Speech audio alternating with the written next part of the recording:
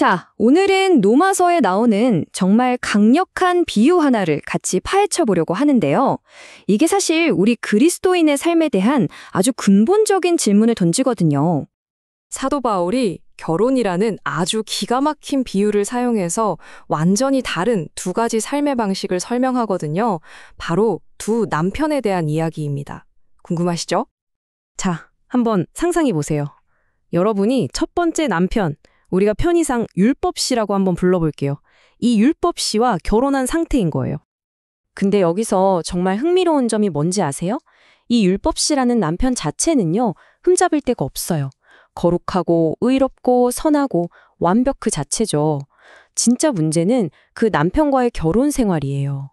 이건 뭐 사람을 완전히 지치게 만들고 끝없는 죄책감에 시달리게 하는 거죠.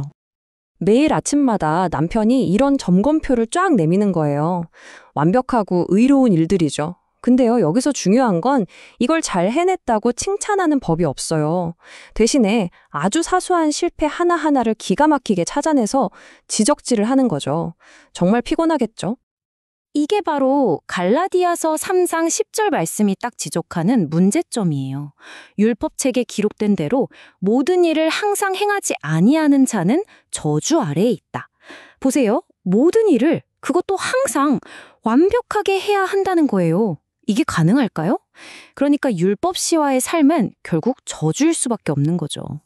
아니, 그럼 이 결혼 생활이 완전 덫이잖아요. 그럼 여기서 어떻게 합법적으로 그리고 정당하게 빠져나올 수 있을까요?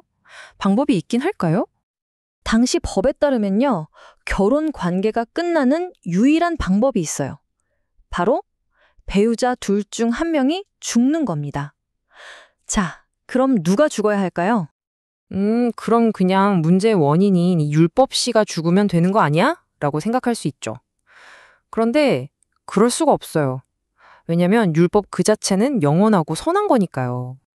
바로 여기서 정말 엄청난 신학적인 반전이 일어납니다. 십자가에서 그리스도가 죽으셨을 때 바로 이 비유 속의 아내, 즉 우리 신자가 율법의 권위에 대해서 죽게 되었다는 거예요. 내가 죽은 거죠, 율법에 대해서. 이걸 바로 속량이라고 부르는 겁니다. 그리스도께서 우리 대신 그 저주를 다 짊어지신 거예요.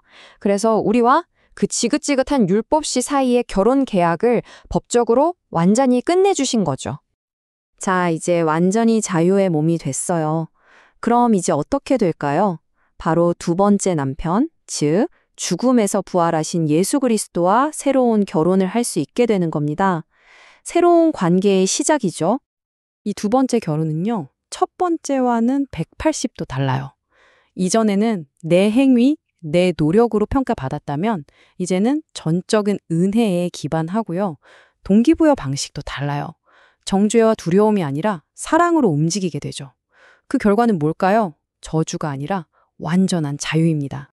그래서 로마서 8장 1절이 이렇게 선포하는 겁니다. 그리스도 예수 안에 있는 자에게는 결코 정죄함이 없나니 더 이상 정죄가 없다는 거죠. 이게 바로 새로운 관계의 핵심입니다. 그러니까 이제 우리는 율법 아래가 아니라 은혜 아래에 있는 거죠. 우리의 새 남편을 은혜 씨라고 불러도 좋겠네요. 이 관계 안에서 우리는 완전히 안전합니다. 자, 그럼 이 새로운 결혼 생활, 그러니까 일상은 어떤 모습일까요? 이게 뭐 규칙이 아예 없다는 뜻은 아니에요. 대신 우리에게 새로운 인도자가 생긴다는 의미입니다.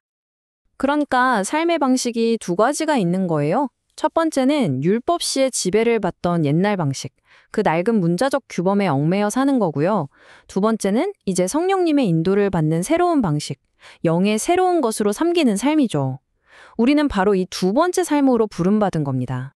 갈라디아서 5장 18절 말씀처럼 성령님의 인도를 받으면 더 이상 율법의 지배를 받지 않게 되는 거예요.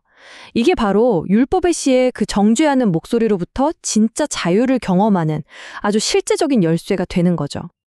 그런데 말이죠. 이 새로운 결혼 생활 속에서도 여전히 힘들어하고 열매 맺지 못할 때가 있잖아요. 도대체 왜 그런 걸까요? 그 이유가 뭘까요? 요한복음 15장 5절에서 예수님이 직접 말씀하시죠. 나를 떠나서는 너희가 아무것도 할 수 없다. 열매 맺는 건요, 그냥 자동으로 되는 게 아니에요. 우리의 새 남편이신 예수님과 매일매일 정말 가깝고 친밀한 관계를 유지해야만 가능한 겁니다. 관계의 문제인 거죠. 자, 그럼 이 긴 여정을 한번 정리해 볼까요? 첫째, 우리의 옛사람은 율법시에 대해서 죽었습니다. 둘째, 우리는 부활하신 예수 그리스도와 완전히 하나가 되었죠. 그리고 셋째, 이 새로운 생명은 성령님을 통해서 하나님을 위한 열매를 맺게 되는 겁니다. 간단하죠? 결국 이 새로운 결혼은요, 내가 그리스도를 위해 뭘 해야 하지? 라는 목록을 따르는 게 아니에요. 그게 아니라 네가 나를 사랑하느냐는 그분의 질문에 답하는 인격적인 관계에 대한 겁니다. 규칙으로 가득 찬 종교가 아니라 살아있는 관계라는 거죠. 자, 이제 마지막으로 여러분 자신에게 한번 질문을 던져보셨으면 좋겠습니다. 나는 오늘 누구의 음성을 듣고 살아가고 있습니까? 여전히 옛 남편인 율법 씨의 그 정죄하는 목소리에 시달리고 있나요? 아니면 새 남편이신 예수님의 사랑이 주는 그 자유 안에서 살아가고 있나요?